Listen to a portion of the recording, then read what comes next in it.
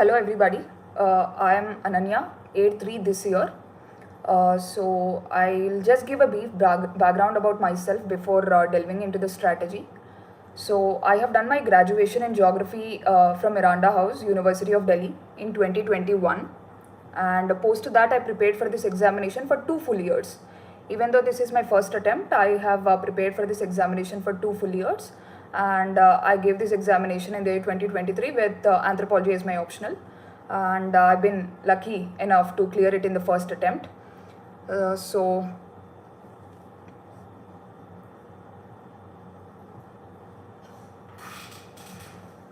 let's just get into the strategy now. I'll take the questions at the end. Right now I'll just divide the video into prelims, mains and interview stages so that it will give you a comprehensive understanding.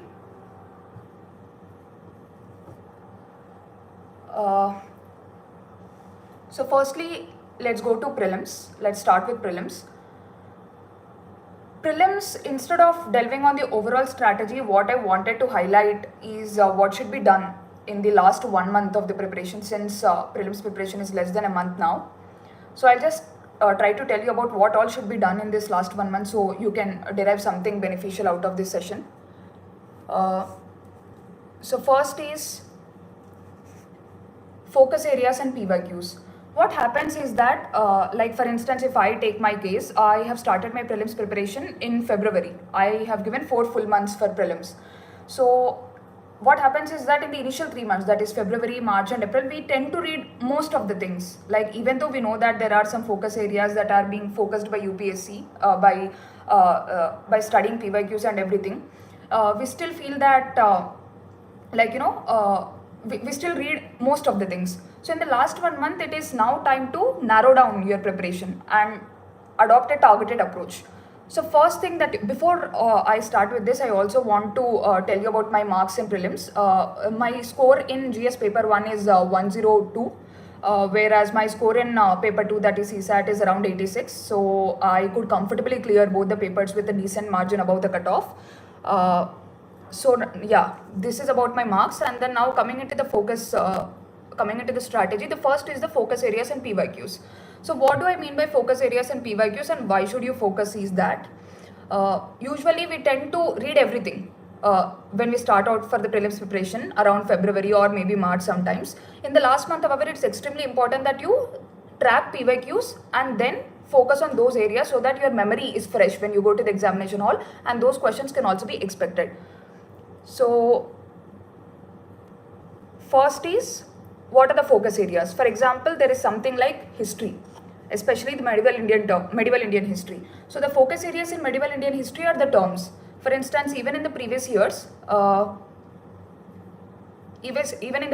there have been some terms that have been asked, like Virukal, Nadukal and all these terms.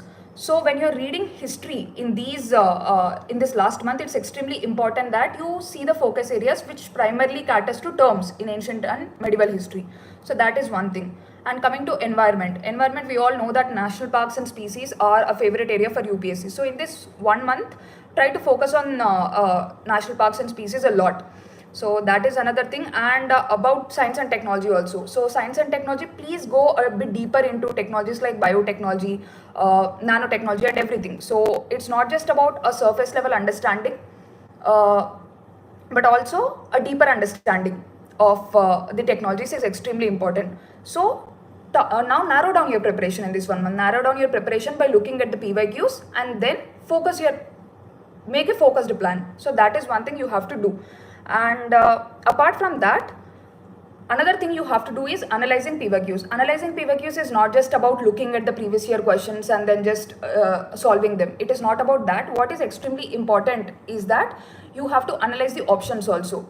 For instance, if I have to give an example, there was an option called Namdapha National Park that was mentioned in one of the options in the questions. Even though it was not a right answer, the next year they've asked a detailed question about Namdapha National Park. So it's extremely important that you analyze both the right options as well as the wrong options. So if you do both of these things, next year there is a chance that they may ask a question out of previous year questions. So please do that. Please ensure that you're analyzing the options of the PYQs and then try to get a decent understanding of all the options, so that if any question is asked the next year, you will be able to handle it better. So that is another thing that you can do. And the next thing you have to focus is, please do not forget basics in search of complex issues. What happens is that after like 2 or 3 months of prelims preparation, we go into this panic mode, like what else should I read? Oh, the questions are becoming really complex this year, so what else should I refer, or what new material should I refer? But it's waste of time to do this in the last 1 month. So what you have to do is that please stick to basics. For instance, if I have to quote a small thing, if you see the previous 2 to 3 year papers, especially the prelims papers, you can see that questions from basic topics like fundamental rights, constitutional amendments are coming up. So these things you have to keep it in mind in the last month. You cannot go on referring for new material by avoiding basic things like fundamental rights or constitutional amendments. So please do ensure that in the last 1 month you are giving adequate focus to basics. That is extremely important. And apart from that, the other thing that I want to highlight in the last 1 month is about the mindset. What do I mean by mindset? Mindset in the sense that, like, it's okay if you are being little defensive in the first 2 months of your prelims preparation, but when the times, like, it's only 1 month away, so you have to develop that aggressive mindset. By aggressive mindset, what do I mean is that you have to have that mental strength that I'm going to do it in any way.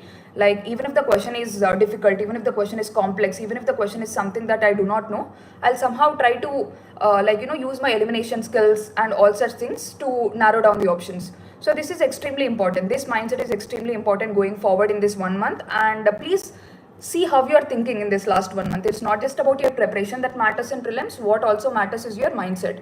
So going forward, see how you are thinking. Are you getting intimidated, or are you having that aspect of fear, anxiety that is going through your mind? Those feelings are common. I do not say that you shouldn't have those feelings, but also mind matters.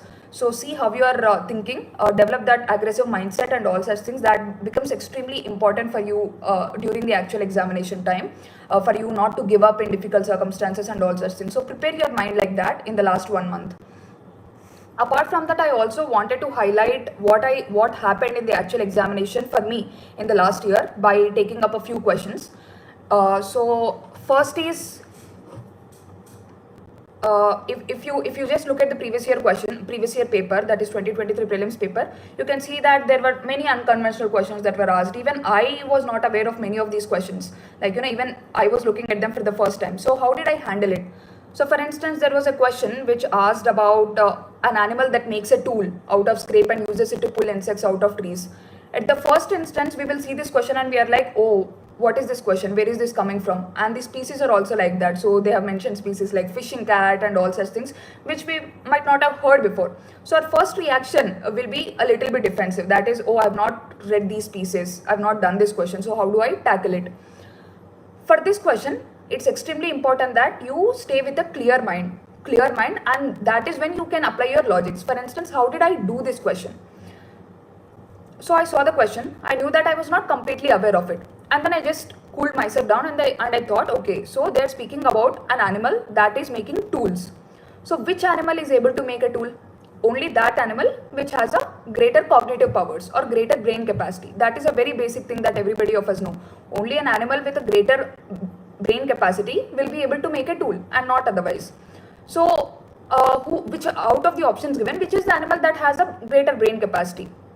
The option is orangutan or chimpanzee. One of those is the correct answer. So it's very simple. Like, even if you don't know the question, even if you apply a simple logic or basic common sense, you will be able to arrive at the right answer. So it's just that when you see an unknown question, do not just get freaked out. Just keep calm and think about, okay, there is a tool that is being made by an animal. For a tool to be made, it is extremely important that the brain capacity should be high. And what are the animals that have greater brain capacity? Obviously, humans are one. Apart from humans, who else are there? Apart from humans, obviously there are other primates like chimpanzees, gorillas, orangutans, and all these things. So orangutan, I guess, was mentioned in the option. That is the right answer. So this is how you go about solving unknown questions, by keeping a clear head and trying to arrive at the answer by applying your knowledge. And the second question that I wanted to highlight apart from the above question is, there was a question about Cobalt manufacturing. Which of the following countries manufactures 3/4 of cobalt, I guess. So there, the examiner very cleverly gave some options. There was an option of Kazakhstan, there was an option of Argentina, and there were some two countries from Africa.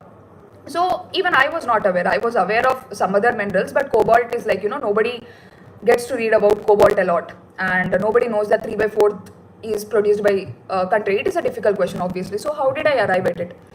So when the examiner is giving the options, just try to understand the mindset of the examiner. Why is he giving the other countries? He might be giving the other countries not randomly, but he might be giving the other countries in the options to confuse us. So what must he have given? He must have given those countries that are the top producers in other minerals. See, for instance, he has given Argentina. He or she has given Argentina. So why did the examiner give Argentina? Argentina is being given because it is one of the top producers of lithium. So they wanted us to confuse, like, between lithium and cobalt. But lithium, Argentina is the top producer of lithium, so that goes away. And next is Kazakhstan. So why did the examiner give Kazakhstan? So Kazakhstan, we know that Kazakhstan is one of the top producers of uranium. It is a very basic fact. So that is again important, having these basic stats with us and basic facts with us, and then using them to arrive at the right option. So I was able to eliminate Argentina and Kazakhstan because I knew that these options were given by the examiner only to confuse me. Argentina is the top producer of lithium and not cobalt. Kazakhstan is the top producer of uranium and not cobalt. So I was able to eliminate two options, and then I was able to guess the other option. So this is how you arrive at the right answers. And the other thing that UPSC also does is, when they are giving questions based on match the following, they try to jumble the options. So for instance, even in the previous year, there were questions, one from science and technology. They gave three options. They gave terms like nebula, pulsars, cepheids, and they gave three options. So they try to jumble the options. For instance, for nebula, they gave something called stars, whereas for cepheids, they gave something called clouds as an option. We know that nebula is a dust cloud. So obviously we will be able to eliminate that option. So it's extremely important in this sense. What I'm saying is that be mindful. Try to read the examiner's point of view. When the examiner is giving a match the following questions, they are obviously trying to jumble the options. So even if you know one option, even if you know that nebula is not a star, nebula is a dust cloud, you'll be able to eliminate that option and the above option also, and then you'll be able to arrive at the right answer. So this is how you kind of arrive at the right answers for questions like match the following questions. And there was another question also, same format, that is match the following, which is nothing but they gave some conflict regions and they gave the countries they are present. For instance, they gave Nagorno-Karabakh, which was very much in use, which was in Azerbaijan. So again, the examiner jumbled the options. So Nagorno-Karabakh, he said that it was in some other country and not Azerbaijan, and the above option also he kind of jumbled. So please keep this in mind. This sort of analysis you will develop from analyzing previous year papers. When you see the match the following questions that are being given by UPSC every year, you will know that the options are definitely jumbled. One option is given down, the other option is given up. So in this case, even if you know one option, even if you know that Nagorno-Karabakh is in Azerbaijan, that is enough for you to arrive at the right option. So this is how you go about it. That is analyzing PYQs, trying a bit to understand the examiner's mindset, how the examiner is framing questions for different kinds of questions, for match the following or for statement based questions, and then you arrive at the answer. And also for unknown questions, it is not something you have to give up easily.